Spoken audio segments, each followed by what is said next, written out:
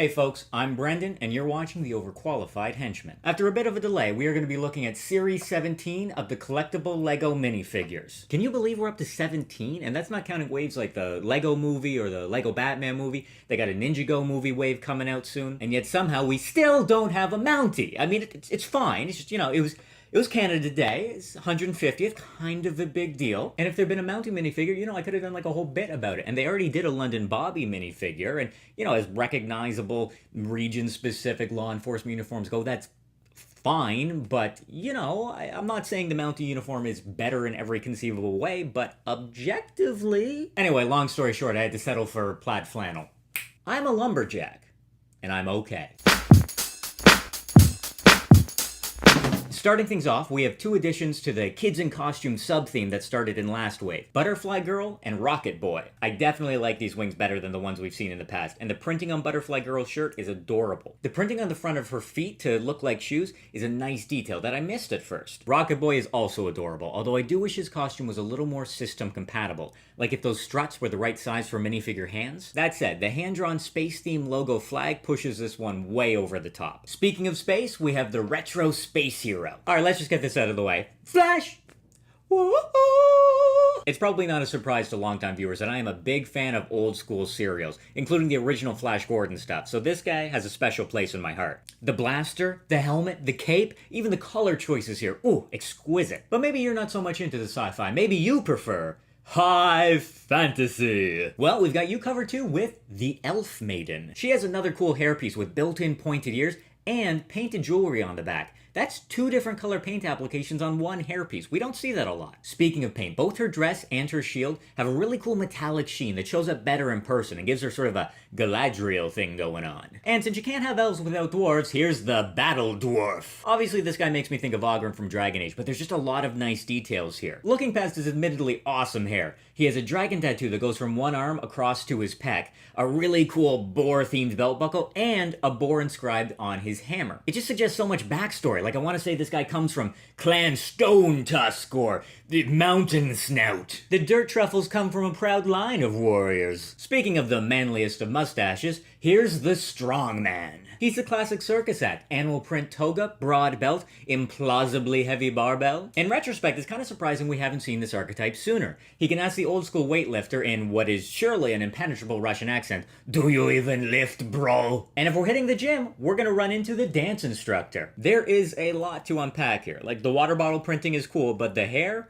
Wow. The crazy colors on the leotard and the leggings, they even remember the sweatbands for her wrists. It seems like the 80s gave Lego a lot to work with. Like this guy. He's called the Yuppie, but, it's clearly Sonny Crockett from Miami Vice, right? The white suit with the sleeves wrapped up over that pastel-colored top. I guarantee you he's not wearing socks in those shoes. And to top it all off, reflective aviators. We've seen some cool sunglasses on minifigures, but these can only be looking out at a sunset on the beach while using his oversized cell phone to dial up some cool crimes. And at that very same beach, we find the Pro Surfer. I really like how this guy looks like sort of a cross between the two previous surfers, like maybe he's their son or something, here to win the championship and make his parents proud. I invent a lot of rich backstory for these things. It's also nice to get another surfboard with a new print. Cue the Jaws theme. Speaking of Left Shark, this series doesn't have a character in an animal costume, but it does have another character in a food costume. It's Corncob Guy. This is just so ridiculous in a great way. He has another awesome mustache, which really just makes the look somehow. My only nitpick, his torso and legs are just plain green, no printing. You're not gonna have the costume off very often, but still. Segueing from food costumes to food preparation, we have the Gourmet Chef. The hairpiece with built-in chef's hat, askew to one side, is really cool, but I'm actually super into the whisk piece. It's simple, but the execution is great. I'm less into the printing on that pie. Something about those strawberries just doesn't really come together for me. Now we're gonna need somebody to serve that food, and no, not the waiter, it's the hot dog vendor. So this might not be the time to talk about my idea for a theme restaurant where each of the servers has a uniform based on a different theme, but somebody remind me about that. I want to come back to it. I love this guy's checkered apron. I love his smiley face pin. It's very Office Space. But just like the previous waiters, I really wish there were a way to attach the food items more securely to the tray. I'm just in constant fear of the hot dog or the drink cup falling off, rolling under something, and never being seen again. So, we've got someone to make food, we've got someone to serve food, we need somebody to eat food. It's the Connoisseur. I mean, yeah, he's clearly a Parisian stereotype. Striped shirt, red scarf, pet bulldog, baguette. I don't know, I kind of like how unapologetically on the nose this one is. Like, if it had just been the bulldog or just the baguette, it wouldn't have worked, but all of that together does. I also like how he and the waiter have the same expression, like you just tried to order something in French and they're judging you super hard. But what if that bulldog eats some of that people food? That's bad for doggos. Well, luckily we have the veterinarian. There's not a lot to immediately differentiate the veterinarian from any other medical professional, except that the ID card clipped to her scrubs has a paw print on it. We've gradually been racking up a lot of little animals over the course of the collectible minifigures, and the bunny is another good one. Maybe that's too cute for you. Maybe you need something tough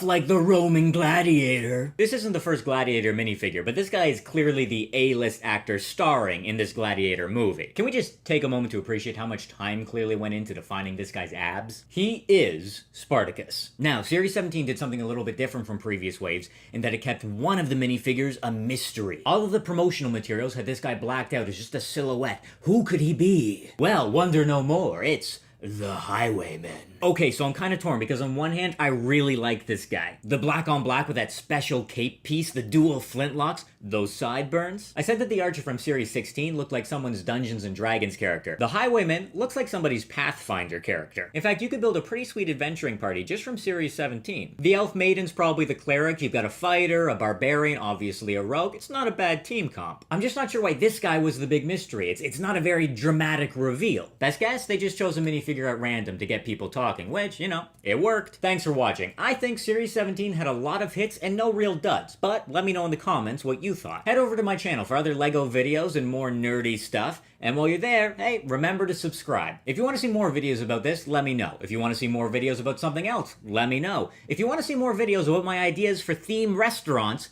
definitely let me know. Until then, keep on henching. This guy is so obviously a Roadhog main.